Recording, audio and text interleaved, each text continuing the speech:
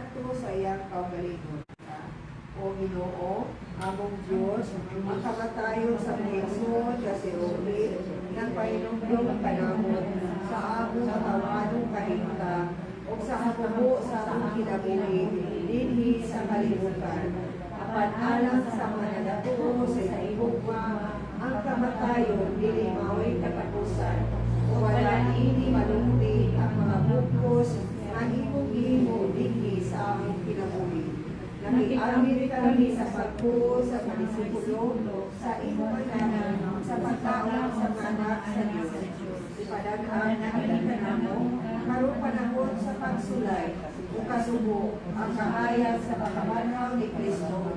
Samtang nag-aampo kami alang kagruki o sa mga nagmahal kaniya, pinari ni Kristo ang atong Ginoo. Amen. Kayo malingkod, basa niyo. Ikan sa ikadawang sulat ni San Pablo ngadto sa taga-Corinto. Masayod kita nga inatunas nilibin atong pagkulianan mao atong bawas. Nakagan kita sa Dios kulianan dito sa langit. Usa ka kulianan nga walay katapusan o siya gayon ang nagduha. Usa kanunay kita nga saligon kaayo. Masayod kita nga samtang ani kita niining lawasa. Layo kita sa pugayanan sa Ginoo. Dahil na kinabuhi man kita pinaagi sa pagtuo o dili pinaagi sa atong nakita. Masalikon kita kaayo o kalabuhon nato na mamiya kita sa atong pugayanan ining lawasa o mamuyo uban sa Ginoo.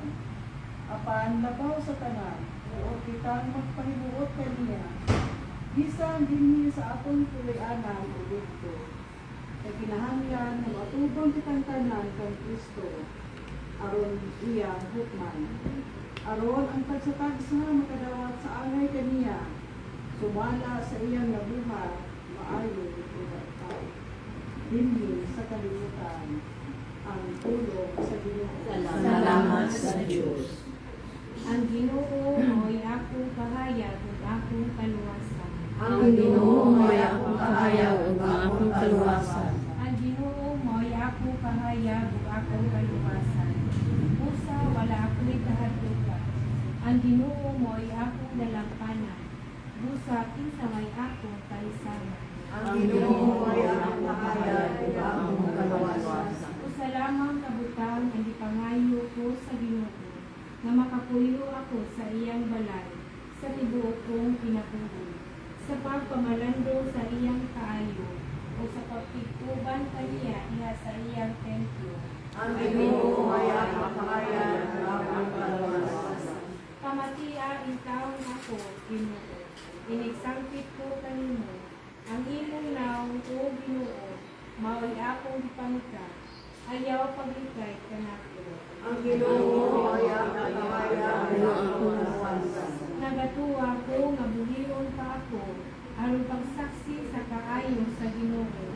Salig sa Ginoo, tuo ayaw kabalaka. Ang Salig Ginoo lamang sa Ginoo. Ang Ginoo ay ang kahayag ug akong kaluwasan. Manindog ang tanan. Una aming harian sa Diyos, o ang iyang kakaroon, o ang tanan na anak kanimo.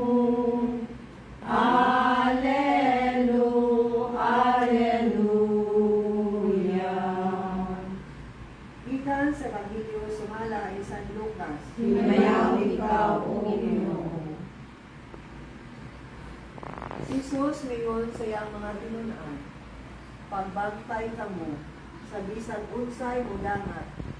Paksig hugot ang inyong mga disti diha sa hawak. Ug daputi ang inyong mga suga samang sulugoon na nagulat sa pagbalik sa ilang anggaling gikan sa kugira sa kasal. Inig-abot niya ug inigtuktok aglihan dayon nila ang puntahan. Bulahan katong mga sulugoon nga makaplagan sa ilang agalon nga nagtukaw o nag-andam. Sultihan ko kamo nga magbako siya Palingkuro sila sa kananan, kung silbihan nila, kung bulahan sila, bisan kung maabot sila sa tungang gabi, o kadlaw na, o timantik tuloy.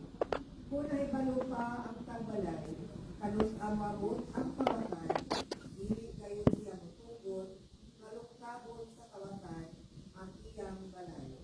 Isa, kamusta pinahanglan nga mangandam, kay ang anak sa tao, o abot sa pagna, mawala ninyo siya pabuta. Ang Ebanghelyo sa Ginoo. Dahil mo ikaw, O Kristo. Minsan may makakambing gamay sa atong burasa. Na naibigay. Walita na lang.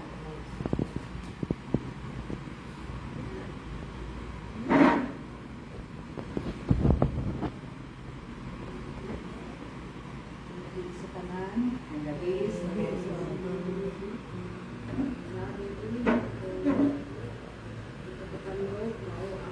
Pag-andam sa akong pag-ulingon, kaya sigun sa ulingon nila sabihin, matulog yan si Maroke.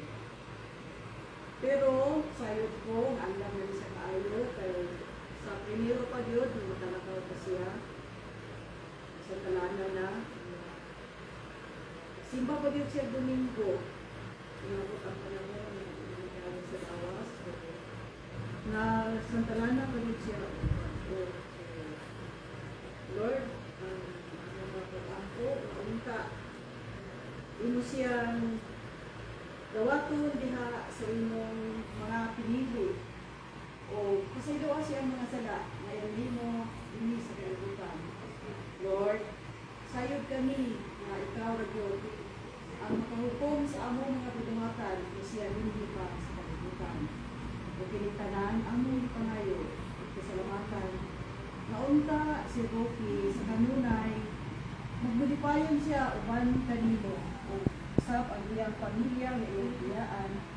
Madawat nila na umubili man kita diri sa kalibutan, aduna mo kita'y kapaulian nga ang langitnon na mo agtuta sa atong final na puloy-anan na mao ang langit. Ang panginaot, pare Rocky nga naaka dito, malipayon ka uban sa atong Ginoo. Amen. Salamat. Sa pa. Ay, pamit.